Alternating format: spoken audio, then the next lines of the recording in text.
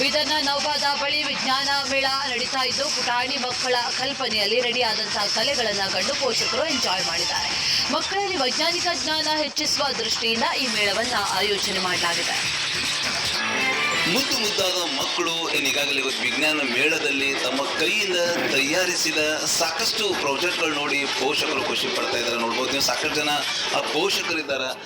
ಸಾಕಷ್ಟು ಮಕ್ಕಳು ಮುದ್ದಾದ ಮಕ್ಕಳು ನಿಜಕ್ಕೂ ದಿನ ಬೆಳಗಾದ್ರೆ ಯಾವ ರೀತಿ ಒಂದು ಆರೋಗ್ಯ ಫುಡ್ ಬೇಕು, ದಿನ ಬೆಳಗಾದ್ರೆ ಎದ್ದ ನಂತರ ಏನು ಮಾಡಬೇಕು ಏನಿಲ್ಲ ಪ್ರತಿಯೊಂದು ಏನದಂದ್ರೆ ಏನೊಂದು ತಯಾರಿಸಿದಾರ ಪ್ರಾಜೆಕ್ಟ್ಗಳು. ಆ ಪ್ರಾಜೆಕ್ಟ್ಗಳು ನೋಡ್ಬೋದು ನೀವು ಈಗಾಗಲೇ ಹೆಲ್ದಿ ಫುಡ್ ಇರ್ಬೋದು, ಮತ್ತು ನೋಡ್ಬೋದು ನೀವು ಯಾವ ರೀತಿ ಅನ್ಹೆಲ್ದಿ ಫುಡ್ಡು ಹೆಲ್ದಿ ಫುಡ್ ಅಂತೇಳಿ ತಯಾರಿಸಿದ್ದಾರೆ. ಈ ರೀತಿ ಫುಡ್ ಇರ್ಬೋದು. ಮತ್ತು ಈಗಾಗಲೇ ಪರಿಸರ ಸಾಕಷ್ಟು ಹಾಳಾಗ್ತಾ ಇದೆ. ಇವತ್ತು ಟೋಟಲಿ ಎನ್ವೈರ್ಮೆಂಟ್ ಸಾಕಷ್ಟು ಹಾಳಾಗ್ತದೆ. ಪರಿಸರ ಯಾವ ರೀತಿ ನಿಯಂತ್ರಣ ಆಗಬೇಕು ಅಂತೇಳಿ ಪ್ರತಿಯೊಂದು ಏನಂದ್ರೆ ಮಕ್ಕಳೇ ಪ್ರಾಜೆಕ್ಟ್ ತಯಾರಿಸಿದ್ದಾರೆ. ಈಗಾಗಲೇ ಬಸವ ಕಲ್ಯಾಣ ತಹಸೀಲ್ದಾರ್ ಅವರು ಏನದಂದ್ರೆ ಈ ಒಂದು ವಿಜ್ಞಾನ ಮೇಳಕ್ಕೆ ಚಾಲನೆ ಕೂಡ ಕೊಟ್ಟಿದ್ದಾರೆ.